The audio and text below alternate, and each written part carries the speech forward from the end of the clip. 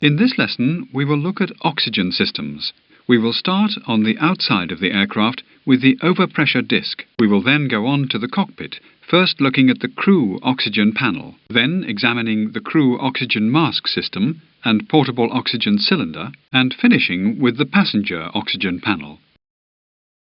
The oxygen overpressure disc is located on the nose section.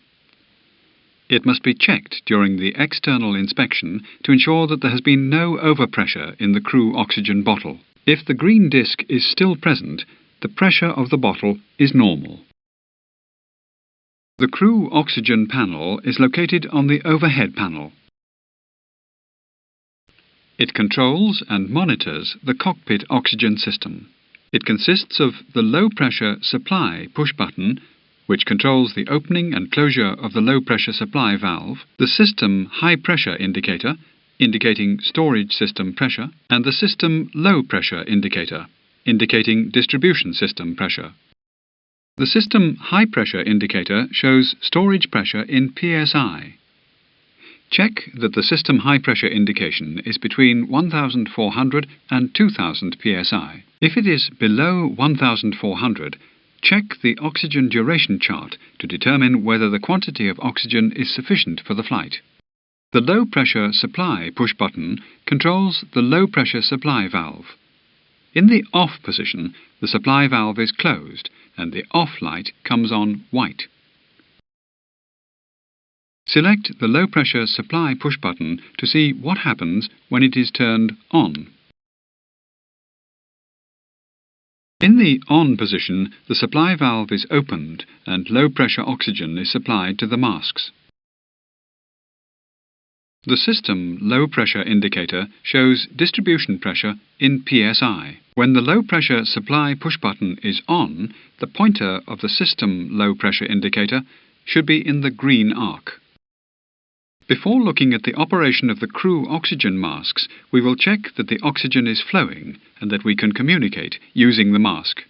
This is done during cockpit preparation. Start by sliding down the Reset Test slide. This provides oxygen flow for the mask test. With the slide held down, the flow indicator momentarily shows yellow and then black. This indicates the regulator system is not leaking. With the Reset Test control down, push in the emergency pressure selector to check that the oxygen is still flowing. Now check that the flow indicator shows steady yellow.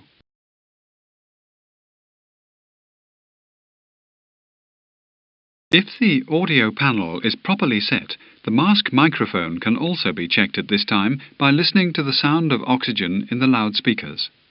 For more details, see Chapter ATA 23, Communications. The flight crew oxygen mask system provides protection in case of smoke or noxious gas emissions, loss of cabin pressurization. The quick donning masks are stored in containers adjacent to each crew member's seat. The container has a two-flap door. When the red clips are squeezed together, the mask harness is inflated and the two-flap door unlocks. The mask can then be removed with one hand. When the mask is set over the face and the red clips are released, the harness automatically deflates. The masks provide a demand-type oxygen system via a central hose.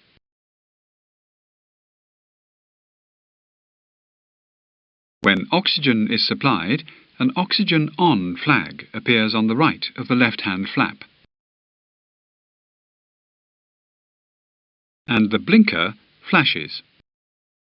With the N100% selector in the N position, the mask receives a mixture of air and oxygen proportional to the cabin altitude up to 35,000 feet. Above that height, it receives 100% oxygen. In the 100% position, pure oxygen is always supplied. To select the 100% position from N, push the N100% selector down. Do this now. This is the N100% selector. Select it now. The system is automatically locked in this position. Release the unlock lever and push the N 100% lever up to return to N. There is an emergency pressure selector on the underside of the regulator. When turned, it supplies oxygen under pressure. This selector should only be used when 100% is selected, since in normal configuration, large variations of the dilution rate may occur.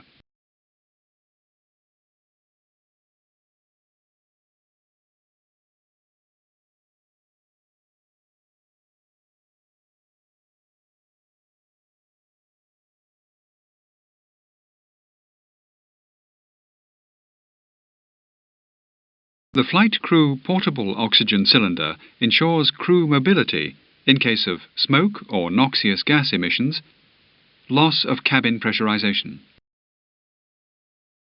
The cylinder is fitted with a gauge indicating its pressure and a high-pressure relief valve. A rotating on-off valve controls the oxygen flow. It supplies 100% oxygen on demand to the full face mask. You can communicate with other flight crew members via the communication extension adapter stowed with the mask. If you are in the avionics bay, the communication adapter can be plugged into the flight anti-smoke mask interphone jack panel on the left part of the nose gear well. See the communications chapter for operation of the interphone. In the cockpit, the full face mask adapter can be plugged into the fixed oxygen box when the fixed mask has been removed.